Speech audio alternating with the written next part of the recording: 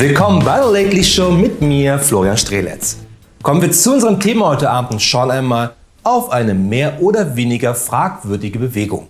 Und dabei meine ich nicht etwa die Aufstehenbewegung. Denn es tut mir leid, das jetzt zu sagen, aber die Aufstehenbewegung hat sich zu Beginn der Corona-Krise leider auch infiziert. Aber keine Sorge, nicht mit Covid-19, sondern mit der alljährlich grassierenden Faulitis, was es sehr schwer gemacht hat, wieder aufzustehen. Nur bevor wir loslegen, noch eine kleine Sache. Denn diese Woche gibt es keine Kaffeetasse der Woche, sondern hier liegt nur ein Mund- und Nasenschutz. Das nicht ohne Grund, denn diese verfickte Maske war und ist unser bester Schutz gegen Covid-19 seit dem ersten Tag. Und das ist echt genial für so einen fetzen Stoff. Aber kommen wir jetzt zu unserem Thema, denn heute Abend geht es um die Querdenkenbewegung, wie man sie hier letztes Jahr in Leipzig erleben konnte, zu einer Zeit, wo wir zwischen 10.000 und 20.000 Neuinfektionen pro Tag hatten. Zur Demonstration eingeladen hatte die Initiative Querdenken. Gekommen sind alle möglichen Menschen, auch solche mit antisemitischer und rechtsextremer Gesinnung.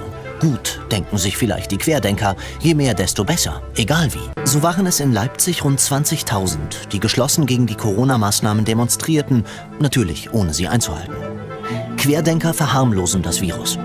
In ihrem Umfeld ist von Corona-Faschismus, Panikpandemie die Rede. Auch davon, dass Kinder am Masketragen gestorben seien. Und alleine am Blick dieses Kindes kann man diese Scheiß-Demo am besten beschreiben. Aber machen wir das heute einmal anders. Ich könnte jetzt wieder viele Videos zeigen, wo man sieht, wie bescheuert die Teilnehmer einer jeden Querdenken-Demo sind. Nun bin ich niemand, der sich die Haare blau färbt und seinen Zuschauern nicht zutraut, auch mal beim Thema mitdenken zu können. Und dementsprechend die Generation Aufmerksamkeitsspanne 0 anspricht wie ein Kleinkind. Okay, bei Rezo sind das bestimmt auch viele Kinder, die ihm zuschauen, was es irgendwie nur seltsam macht, wenn ein erwachsener Mann mit Kindern übers Internet redet. Aber heute geht es nicht um Warmduscher, sondern um bescheuerte Vollidioten. Bescheuert, nicht weil sie vielleicht dumm und hässlich sind, das will ich hier nicht einmal ausschließen, sondern bescheuert sind, weil sie in einer der schwersten Pandemien der Neuzeit bei einem Virus, das sich über die Luft verteilt und darauf steht, dass Menschen möglichst nah beieinander stehen, auf die Straße gehen und auf den minimalsten Schutz vor diesem Virus verzichten. Nur um dann Gefahr zu laufen, das Virus mitzunehmen in die Busse, in die Bahn oder ins Auto und auf dem Weg nach Hause möglichst viele andere, in dem Fall nicht solche Vollidioten wie die Querdenker, der Gefahr einer Infektion auszusetzen. Und das ist echt bescheuert. Egal wie hässlich und dumm die sind.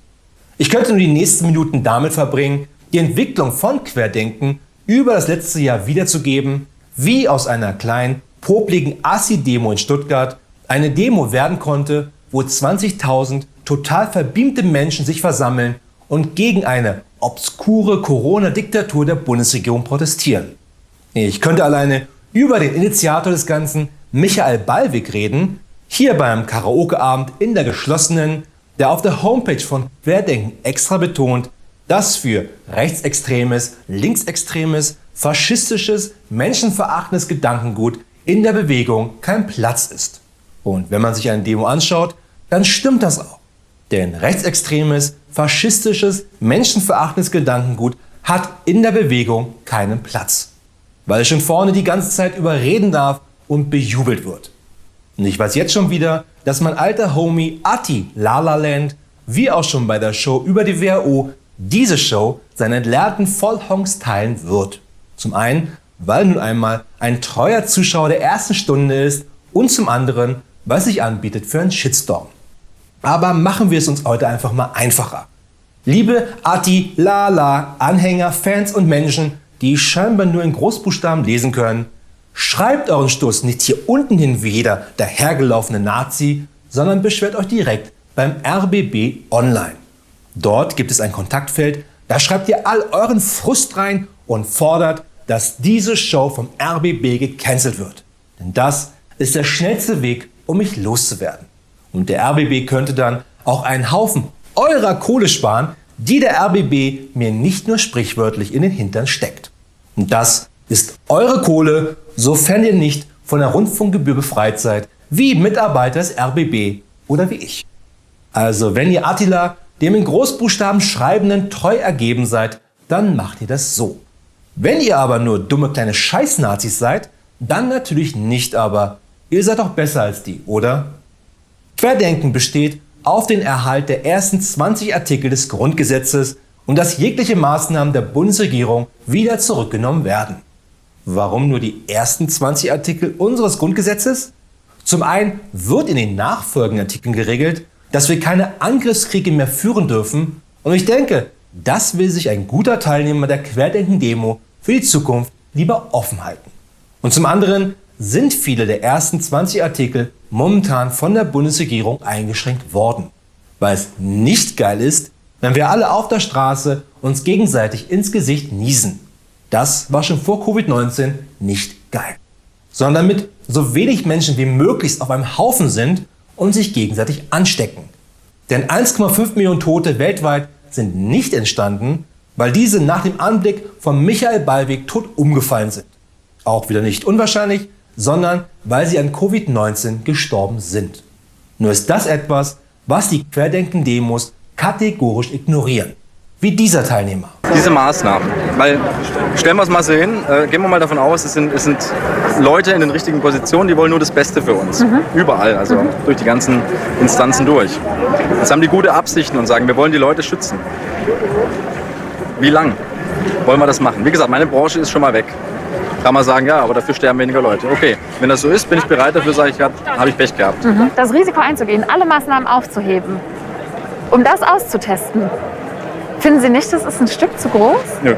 Erst einmal bin ich froh, nicht mit diesem Hoshi fliegen zu müssen, weil er bestimmt im Tower beim Landeanflug nicht zuhört, sondern bei der Landung mit dem auf derselben Landebahn gerade abhebenden Airbus lieber das Schisshasenspiel machen würde.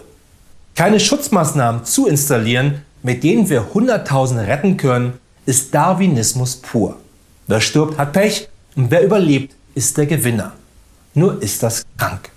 Denn es ist eine Sache, sein eigenes Leben in den Müll zu werfen, davon kann Xavier Naidoo ganze Alben mittlerweile singen, aber mit so einer Einstellung das Leben anderer ohne deren Zustimmung nicht nur zu gefährden, sondern willentlich zu beenden, ist krank.